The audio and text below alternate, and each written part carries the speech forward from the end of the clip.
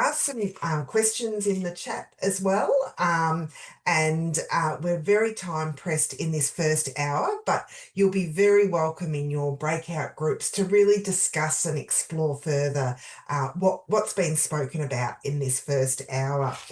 So it's my very great pleasure to introduce a dear friend, Natalie Wade, who is the Associate Commissioner at the NDIS Quality and Safeguarding Commission.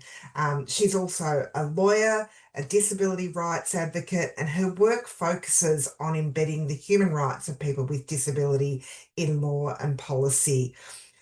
Natalie is very well known to many of us in the disability community through her work, and we really look forward to hearing from you, Natalie, for your provocation on this topic.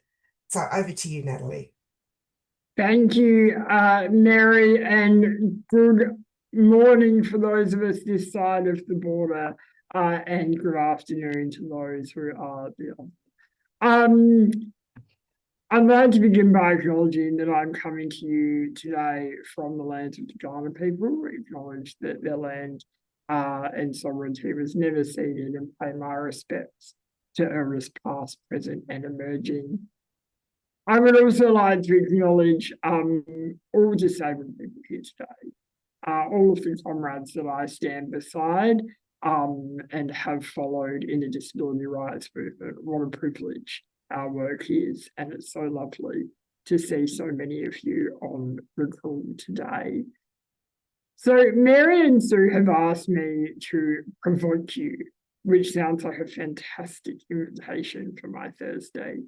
And I come to you, as Mary rightly said, as the Associate Commissioner of the NDIS Quality and Safeguards Commission. And I can never not be the Associate Commissioner, but I am somewhat accepting the invitation to provoke you, sure, as the Associate Commissioner, but more so probably as someone who has spent a really long time in law reform and public policy reform. And I wanted to share with you some of my curious thoughts about where I think all of you might have some solutions or interesting responses to matters that plague me when I reflect on law reform and public policy change that I have either led or have been heavily involved in, or probably even more so, to be honest, have watched from the sidelines and gone, oh my gosh, what are you doing?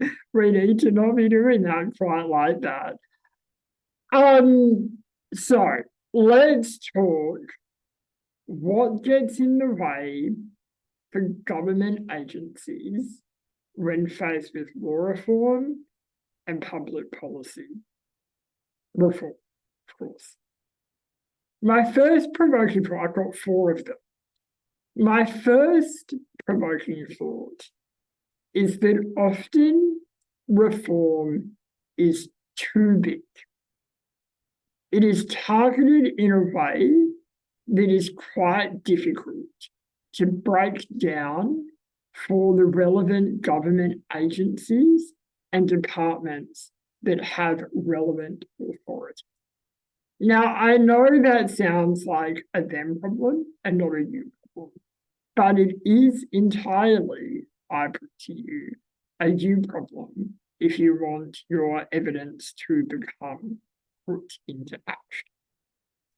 So what I think most people who operate in civil society or research institutions can easily and understandably skip over is the very deliberate design of government portfolios and the authorising environments that they provide.